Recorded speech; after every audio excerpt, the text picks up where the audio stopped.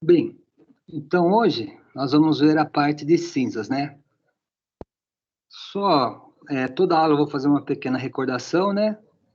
Os alimentos são compostos por componentes inorgânicos, que é a água, que a gente vai chamar de umidade aqui na bromato, e os minerais, que a gente vai chamar de cinzas. Além desses dois inorgânicos, tem os 4 orgânicos: carboidratos, lipídios, ou óleos ou gorduras, proteínas e as fibras, que são os carboidratos que não são metabolizados. Então, hoje a gente vai ver especificamente a parte de cinzas, como ela é determinada e o que significa a porção cinzas do alimento. Então, cinzas é o resíduo inorgânico da queima de um produto alimentício ou tecido orgânico. Essa é a definição. Quando ele é aquecido, o tecido, quando ele é aquecido a 550, entre e 570 graus, ele é oxidado e o que resta são os minerais.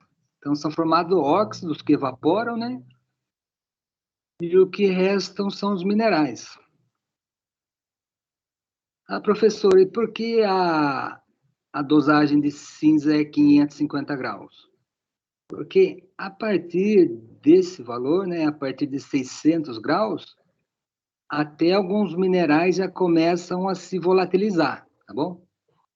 Então, não podemos trabalhar com temperaturas acima disso, de 600 graus, 580, porque até a partir desse valor aí, os próprios minerais já começam a volatilizar. Então, por definição, cinzas, né? Como a gente viu ontem, umidade era 105 graus, estufa normal, e 70 na estufa com vácuo. Cinzas é 550 graus. E aí o conteúdo em alguns alimentos. A porção cinzas vai ter sempre valores baixos, né?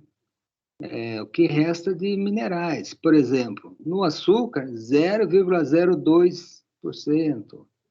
No açúcar mascavo, que não foi refinado, 1,2%. Farinha, 0,7%. Leite, 0,7%. Então, são sempre valores aí abaixo de 1, 2%. Peixe tem bastante cálcio, 1,2%. Abacate, 1,4%. Então, são sempre conteúdos pequenos. Por que a gente faz a determinação das fibras? Desculpa, das cinzas. Bem, por exemplo, controle de qualidade de farinha. Então, a farinha integral, aquela que contém a casca junto, vai ter 2% de cinzas. A farinha que foi refinada, a farinha branca, ela não tem a casca e é nas cascas que estão as cinzas, entendeu? Então, qual a diferença da farinha refinada, né, que a gente chama de especial, para integral? É a quantidade de cinzas. Então, é pelo teor de cinzas que, bromatologicamente, a gente dosa se a farinha é integral ou especial. A especial vai ter pouca cinza e bastante amido. A integral vai ter um pouco mais de cinzas, proveniente da casca do trigo. A gente vai dividir os elementos minerais, né, em macroelementos e micro. Quem são os macros? Os macros são os minerais que estão presentes em maior quantidade. Cálcio, fósforo, potássio, enxofre, sódio, cloro e magnésio.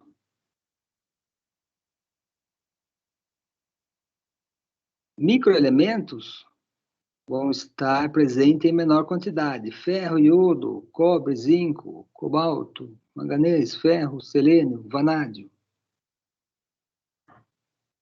Além disso, a gente tem os minerais essenciais que são obrigatórios a ter na dieta.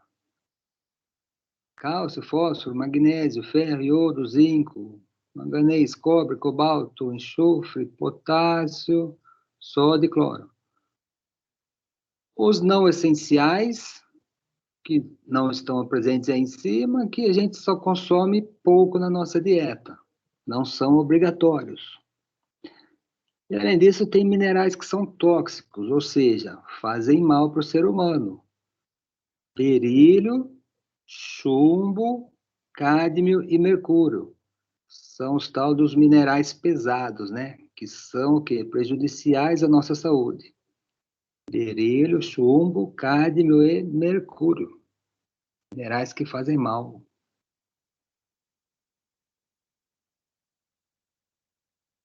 Então, alguns detalhes aí, né? O que é a queima seca? Resultado da incineração na mufla. Dificuldade.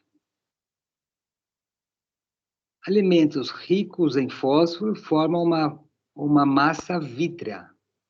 Nesse caso, é necessário adicionar algumas gotas de água ou ácido. Alimentos ricos em gordura vão espumar. Então, antes de colocar na mufla 550, é necessário a gente fazer uma primeira queima num bico de gás ou no bico de Bunsen. Daí você faz uma primeira ignição lenta, tá? Aliás, todos os materiais que a gente for fazer a dosagem de cinzas, nunca é bom colocar já direto na mufla. Por quê? Porque como a mufla vai estar numa temperatura muito alta, esse material que está dentro do cadinho vai ferver. Ele vai ferver, vai cair para fora e a gente vai perder material. Daí vai dar uma dosagem baixa, mas não é porque tinha pouco, é porque ele caiu para fora. Então, sempre a primeira etapa, a gente tem que fazer uma queima no bico de gás ou no bico de Bunsen. Na hora que você coloca ali no gás, a gente vai ver no filminho, ele começa a esfumaçar. Então, deixa ele esfumaçar aí, vai estar numa temperatura relativamente baixa, né? Bem abaixo de 550 graus. Deixa ele esfumaçar bastante. Após ele esfumaçar, assim que a gente leva para a mufla. Por quê? Por exemplo, produtos açucarados. Se fizer uma queima rápida, ocorrem perdas. Então, sempre procurar fazer essa queima gradual. Os cadinhos, né? O melhor mesmo é esse aqui de porcelana.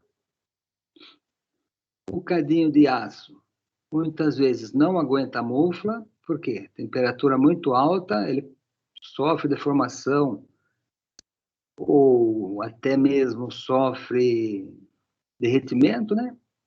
Aço inox. O de quartzo é interessante também. O de platina seria o melhor, que é muito caro, esse material, platina caríssimo. E tem até um que vem com platina e por dentro uma parte de ouro. Então vamos lá. O quartzo aguenta até 1.100 graus, pode ser limpo com HCl. O de porcelana, o segundo ali. O problema dele é que ele racha com mudanças bruscas de temperatura. Embora ele aguente bastante, até 1.200 graus, a vantagem dele é que ele é barato, né? Pode ser limpo com HCl. Só tomar cuidado com mudanças bruscas de temperatura. Tipo, tirar ele de um lugar muito quente e colocar numa bancada fria, ele trinca. O de aço tem essa desvantagem de não aguentar temperaturas altas. O de platina seria o ideal, né? Se não fosse tão caro, aguenta até 1.773 graus. Quimicamente é inerte e pode ser limpo com água em fervura ou com ácidos.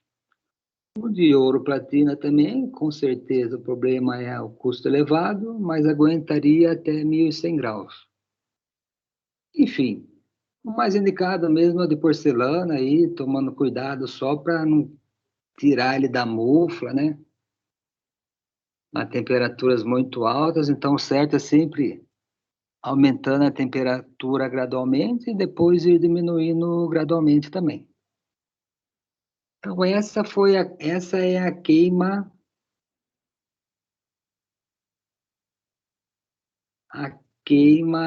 em mufla que a gente vai ver aqui.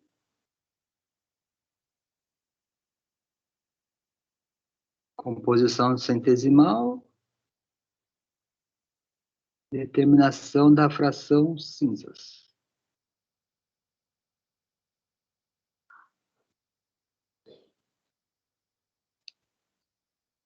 Então, é um método gravimétrico com emprego de calor.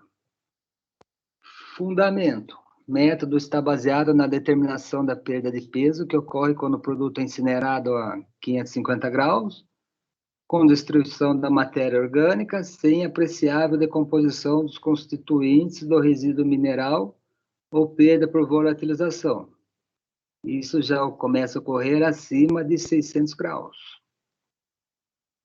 Equipamentos: forno mufla, capela, cadinho, balança, chapa aquecedora, pinça dessecadora e amostra de alimento.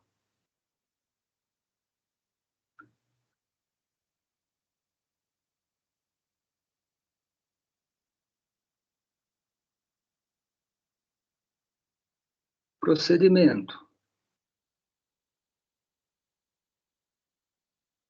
Então, aqui, embora ele não esteja falando, a primeira etapa, ele não vai mostrar nesse vídeo, mas seria o quê? Primeira etapa, antes de mais nada.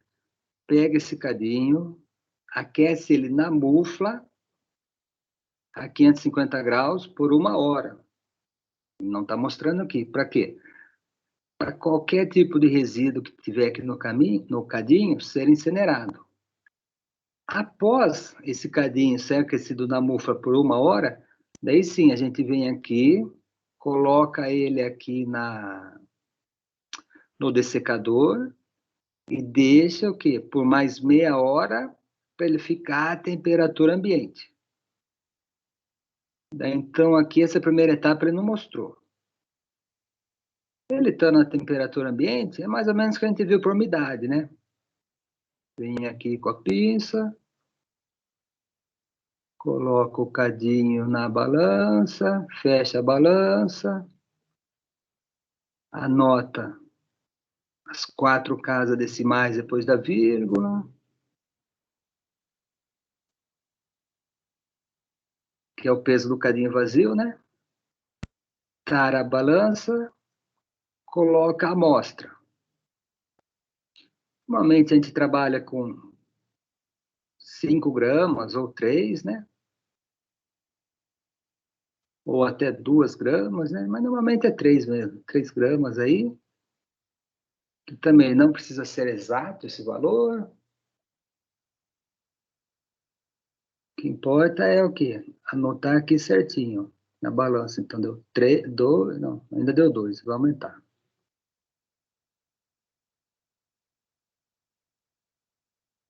Pesa com cuidado para não cair fora.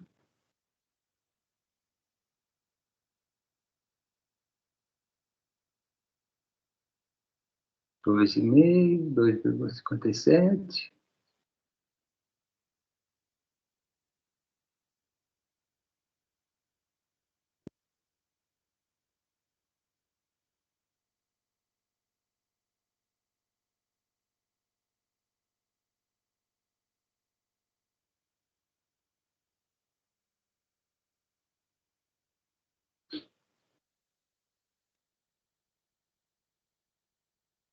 Dois ponto nove, vai colocar mais um pouco ainda.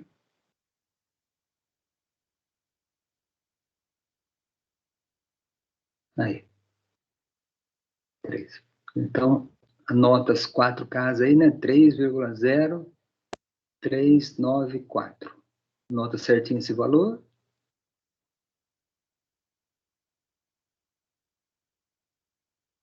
Então, aí a chapa aquecedora. Normalmente, a gente usa... Se tiver a chapa, melhor ainda, né? Mas se não tiver a chapa, pode usar um bico de gás. Segura o cadinho com a pinça, né? Então, vai ocorrer aí o quê? Uma primeira combustão. Uma primeira queima.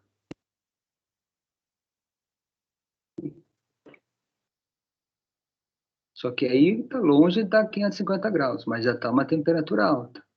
Então, a hora que ele parar de esfumaçar, que não mostrou ali, mas ele começa a sair bastante fumaça.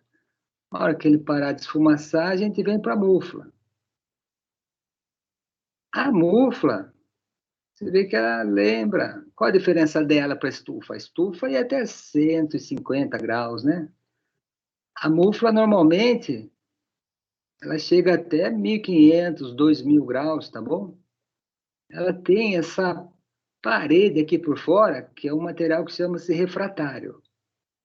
Então, é esse refratário que permite o quê? Que ocorra um aquecimento enorme lá dentro. Para alimento, a gente trabalha a 550 graus. Mas tem alguns experimentos ali na silvicultura que eles usam 1.000, 1.500, 1.800 graus para fazer experimento com carvão, né? Então, colocou aí, fecha a mufla. O ideal é que ele vai fazer aí, ó. Liga a mufla e veja só. Ele marcou lá 550, só que detalhe, ela está a 25. Ou seja, vai acontecer um aumento gradual da temperatura, tá? Ela já não estava 550, porque se ela já tiver 550 graus e a gente abrir ela, o que acontece? Entra dentro dela muito o ar ambiente que é gelado, daí pode queimar a resistência. Então, ele partiu lá da temperatura ambiente, 25 graus, colocou ela para chegar a 550, vai demorar? Ah, vai. Deixou 2 horas por 550, abaixou ela, tá bom? Então, deixou lá, isso aí voltou mais tarde aqui. Deixou 2 horas por 550, abaixou ela a temperatura, e a hora que ela tivesse aí quase a temperatura ambiente, né? Ele foi lá e retirou o material. Detalhe, quando retira esse material, ele tem que ter cinza branca ou cinza da cor cinza. Não é ideal que tenha o quê? Material preto. Porque se tiver pontos pretos na cinza, significa que ela não foi incinerada totalmente. Aí coloco sempre em dessecador, espera aí meia hora para ficar a temperatura ambiente. Na hora que tiver a temperatura ambiente, pego o cadinho com a cinza e anota o valor. A cinza vai ser o quê? Como ele já tinha anotado antes o valor do cadinho vazio, agora ele anota o valor do cadinho com a cinza, faz a diferença. Está pronto a dosagem. Bem simples. Então, essa é a básica para cinzas, tá? Além dessa, existem a queima úmida. A queima úmida é indicada para amostras, muitas vezes, rica em gorduras, tá? Então, é feito na digestão com mais ácidos. Então, além da alta temperatura, você coloca ácido. Então, pega o ácido sulfúrico, embebe a amostra e uma pequena quantidade do ácido nítrico, daí aquece os dois para evitar perdas de borbulhamento e depois faz a dosagem. Então, qual a diferença da queima seca, que a gente viu ali no cadinho, para a queima úmida? É que na queima úmida, a gente adiciona ácido nítrico, sulfúrico ou clorídrico. Só que detalhe, na queima úmida, a gente trabalha a 350 graus. Então, não precisa chegar no 550, tá bom? Por quê? Porque como vai ter esse ácido vai o quê? Separar os componentes orgânicos dos inorgânicos, e daí você não precisa chegar nos 550. Pode chegar apenas no 350, tá? Mas não é um método muito tradicional, tá? Então, vantagens: temperatura um pouco mais baixa do que 550, 350, né? Desvantagem: envolve ácido, que a gente corrosivo, é bom você ficar ali inspecionando, né? E não serve para amostras muito grandes. Então, a tradicional mesmo, queima seca 550 graus. Às vezes pode-se utilizar essa queima úmida. E quando você quer, aí, amor, e quando você quer fazer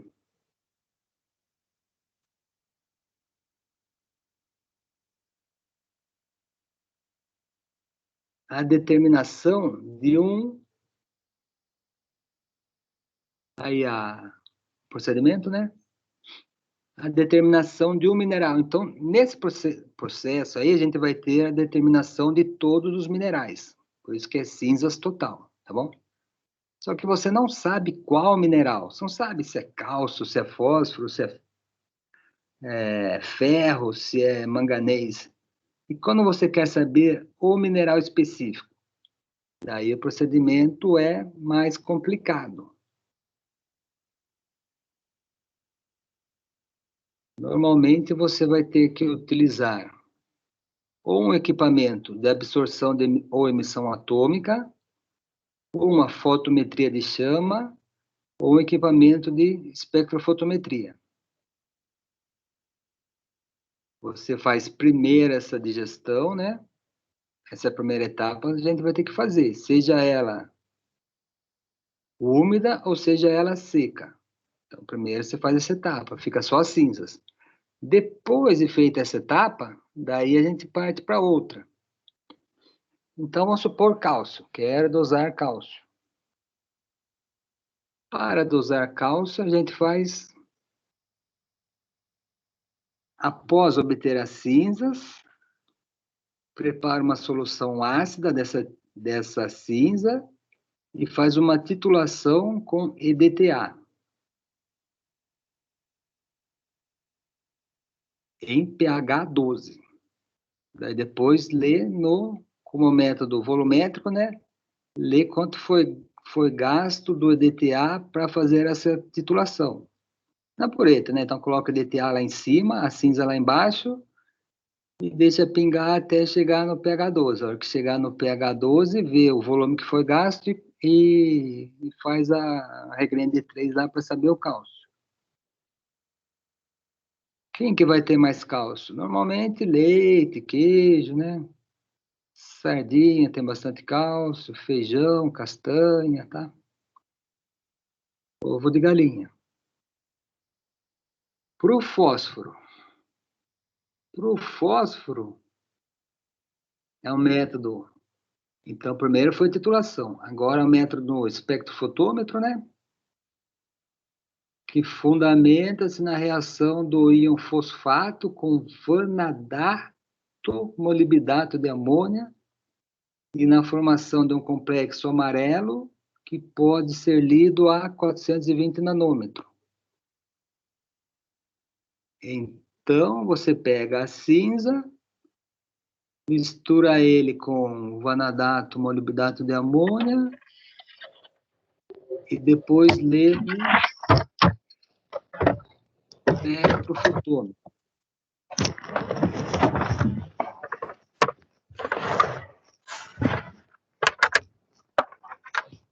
Então, a desvantagem é essa. Vai precisar de um espectrofotômetro, tá? E também desses compostos aí que vai se juntar ao fósforo. Aí o teor de fósforo de alguns alimentos, né? Semente de abóbora, castanha do Pará, rica em fósforo, olha lá. Lambari, peixe, amendoim, farinha de soja, lentilha. Então, aí alguns alimentos ricos em fósforo.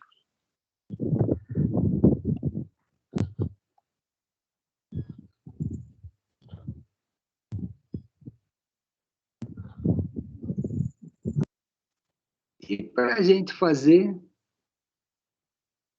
a leitura no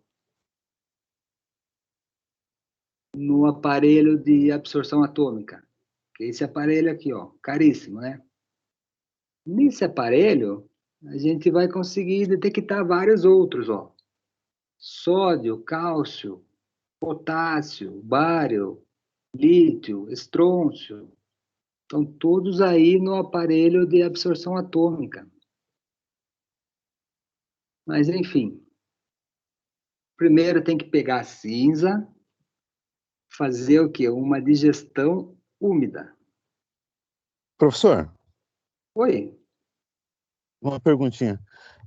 No caso, para quantificar o residual de nitrito numa amostra de um produto cárneo, por exemplo, qual que é o processo mais indicado Nitrito? para quantificar? Nossa, eu não sei se existe um específico, né, para nitrogênio. Eu sei que aqui nesse aparelho aqui, com certeza ele faz a leitura. Com certeza esse aparelho ele faz, né? Só que como é um aparelho caro, complicado, precisaria ir atrás de um método que seja mais acessível, não é isso? Porque a gente viu que fósforo dá para fazer, o cálcio, agora esse daí, nitrito, sinceramente, seria o nitrogênio, dosar o nitrogênio, né? Sinceramente, eu não sei se teria um mais simples, né? Mas deve existir, viu? Daí a gente teria que ir atrás naquele manual da OAC lá, a OAC. Mas com Entendi. certeza deve existir. Na FATEC não tem como fazer isso daí, né? Não tem Então, equipamento para isso. não, esse aqui não, esse aqui não, esse aqui é complicado, esse equipamento aqui é bem específico para minerais, né? Essa absorção atômica. Entendi. Existe também esse outro aqui, ó, espectrometria de emissão óptica,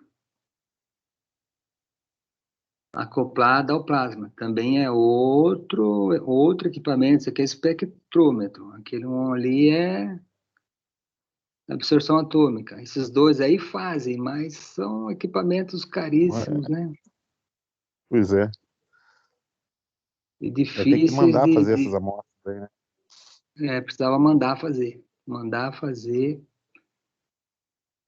porque daí, Entendi. até para manipular eles, eu tenho que ser o laboratório já meio especialista nisso, sabe? Alguns, Sim, até o trabalhar com eles é difícil, né? entendi. Mas Mas são esses beleza. aparelhos aí, Obrigado, professor. tá? São esses aparelhos aí que fazem, ó, absorção atômica e emissão de chamas. Então, por exemplo, para sódio, né? Tem aí uma luz, tal, daí ele passa pela chama, daí ele dá uma leitura aqui, daí aqui vai ter um prisma que sai para cima, sai para cá, sai para cá, sai para baixo. E o que ele lê aqui nessa faixa aqui é o tal do sódio, tá vendo? Deu o exemplo do sódio, né? Daí é o que vai ser aqui embaixo é o sódio, daí ele quantifica. Daí lá você vai ter essas leituras, ó. Se quantificou aqui embaixo é o sódio. Se for o lítio, já é aqui do lado. Cálcio, mais para cá. Então é só mesmo, aí, ó, amarelo, começa no verde, né? Verde, violeta, vermelho, tijolo e amarelo. Então, cada mineral é lido numa determinada comprimento de onda ali. Bem complexo, bem complicadinho. Então, aqui, só para entrar um pouco mais em detalhes aí, né? Alguns alimentos aí onde são encontrados, tá? Então, cálcio. Cálcio é encontrado em laticínios em geral, né? Leite, queijos, iogurte. Falou cálcio, são laticínios, né? E também folhas verdes escuras, tá? Então, espinafre, tudo verduras verde escura é fonte de cálcio, tá bom? Muitas vezes a pessoa não gosta de laticínios e pensa que vai ter problema no cálcio. Não, se ela comer bastante verduras, né, verduras verdes escuras, couve, espinafre, né? Então, todas elas são fonte de cálcio. Cálcio vai formar o esqueleto, obviamente, o esqueleto, os dentes, né? E também atuar na contração do músculo, funcionamento dos nervos, coagulação sanguínea. Fósforo. Fósforo está presente em carne, aves, peixes, ovos, feijão, ervilha, né? Também ajuda a formar o esqueleto, participa da transferência de energia, forma o tal do ATP, não é isso? O sódio e o cloro é o NaCl, NaCl. Então, o NaCl, a fonte é sempre o sal de cozinha. Qual o problema? Qual é a vantagem? Ajuda, né? Ajuda o equilíbrio dos líquidos. Mas, em compensação, se você comer muito, você vai ficar o quê? Com pressão alta, não é isso? Então, ele vai formar o quê? Formar o equilíbrio dos líquidos no corpo. O cloro presente no nosso estômago que faz a digestão. Potássio. Potássio a gente já lembra da banana, muitas vezes. E também tem outras frutas, verduras, feijão, leite, cereais. Falta de potássio da cãibra, ou seja, auxilia o funcionamento dos nervos. Junto com o sódio, ajuda no equilíbrio dos líquidos, manter a pressão, não é isso? Magnésio. Magnésio atua em reações químicas com enzimas. Presente em folhas verdes, cereais, banana, soja, feijão, carnes, ovos, peixes. Ferro. Ferro participa da hemoglobina. Fígado, carne, gema de ovos, pinhão, legumes, hortaliças. Iodo. O iodo, ele é presente no sal de cozinha, mas o sal é formado por NaCl. Só que o sal de cozinha, atualmente, é obrigatório, quando a pessoa produz o sal, adicionar iodo, porque iodo é difícil da gente consumir. Vai ter somente alguns frutos do mar e alguns peixes, tá? Então, dificilmente a gente consome iodo naturalmente. E se a gente não consumir iodo naturalmente, a gente fica com o bócio. O que é o bócio? Quando a glândula tireoide começa a inchar e não produz hormônio. Os hormônios da tireoide, então o T3 e o T4. Então, a falta de iodo provoca o bócio, que é o mau funcionamento da glândula da tireoide. Mas como a gente precisa de muito pouco, e ele já é adicionado no sal de cozinha por lei, é obrigatório a pessoa que produz sal adicionar iodo, ele não é um fator que vai nos causar problemas. O flúor. O flúor vai formar ajuda os ossos e os dentes, né? E atualmente é acrescentado na água das cidades. Também presente em pouca quantidade em peixes, chá e alguns alimentos. O flúor já é meio controverso, tem gente que fala que o excesso faz mal, né? Então é um mineral bem controverso. Manganês. Cereais, hortaliças e frutas. Ajuda a regular diversas reações químicas. Cobre, presente em vários alimentos, principalmente fígado, carnes e frutos do mar. Ajuda a produção da hemoglobina. Então, esses são os principais elementos aí. Fazendo um resumo aqui, né, do que a gente falou. Cálcio, contração muscular, ossos, dentes. Fósforo, formação do ATP. Enxofre, presente em muitas proteínas. Potássio, contração muscular e atividade dos nervos, a gente já lembra da cãibra. Sódio e cloro, é o ânion e o cátion responsável pela manutenção do balanço de líquidos no corpo, né? Excesso disso vai dar problemas de pressão alta, pressão baixa, etc. e tal. Iodo, hormônios da tireoide. Cobre, síntese da hemoglobina. Cobalto, produção da vitamina B12, produção de hemácias. Manganês, ativador enzimático. Magnésio, presente na clorofila, nervos e músculos. Ferro, bom funcionamento do sangue. Então, no sangue, a gente vai ter o glóbulo vermelho, dentro dele tem a hemoglobina, que transporta o oxigênio. Então, o ferro, bom funcionamento do transporte do oxigênio, senão a pessoa fica com anemia. Flúor, ossos e dentes, protege contra as cáries.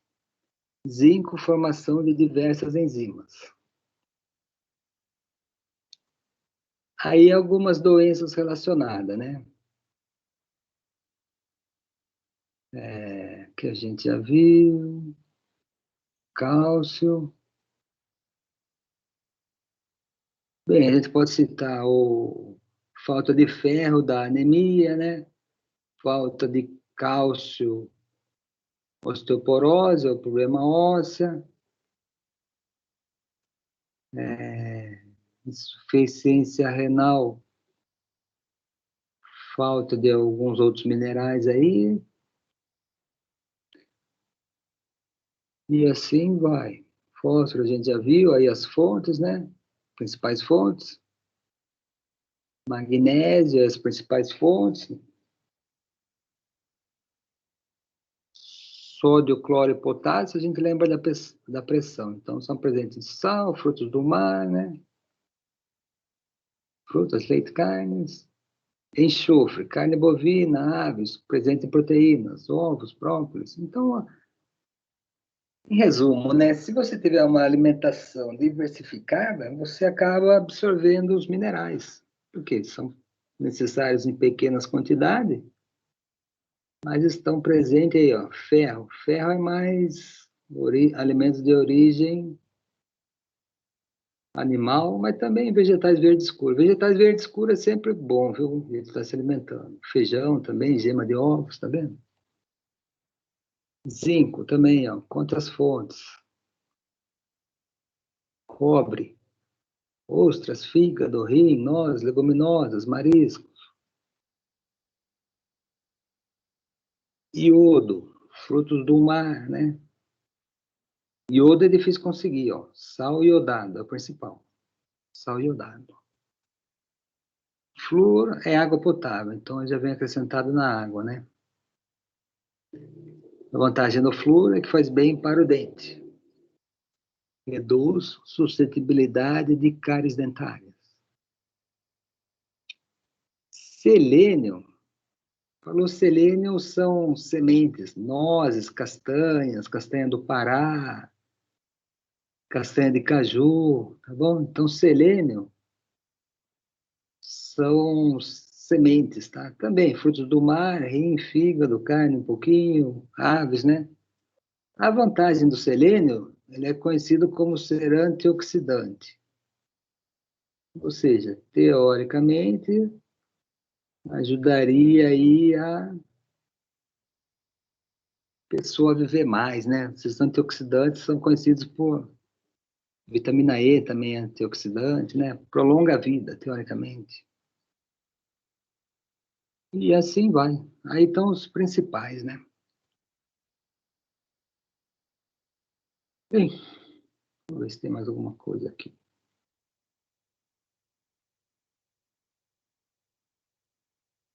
Aqui, eita, um minuto só.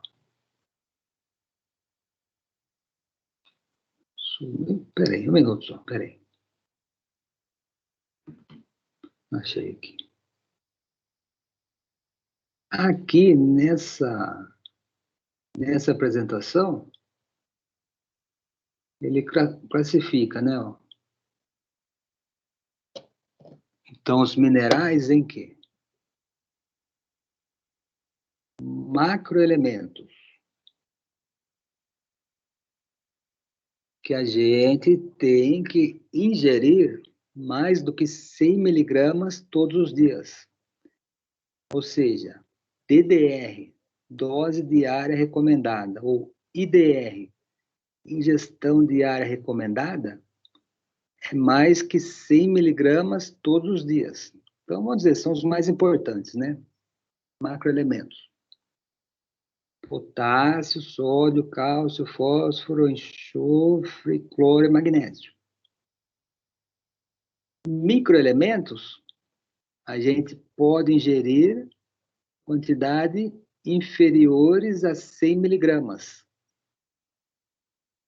por dia. DDR ou IDR inferior a 100. Então, podemos ingerir em quantidade menor. Alumínio, ferro, cobre, manganês e zinco. E em terceira categoria, ele colocou uma nova categoria, que são elementos traços. Então, e a gente pode ingerir quantidades muito pequenas, apenas traços dele, né? Não são essenciais, muito pelo contrário, mas ainda fazem parte da dieta. Ele classificou aqui qual? Argônio, iodo, flúor, cromo, cobalto e cádmio. Porém, dentre esses traços, vai ter aqueles 4, né, que são prejudiciais à saúde. Os 4 elementos lá, que são os minerais pesados. Que a gente viu, o cádmio, chumbo, mercúrio e berílio, que são tóxicos, né? Cádmio, mercúrio, chumbo e berílio. São minerais aí que em excesso vai acabar fazendo mal para a nossa alimentação. São os minerais tóxicos.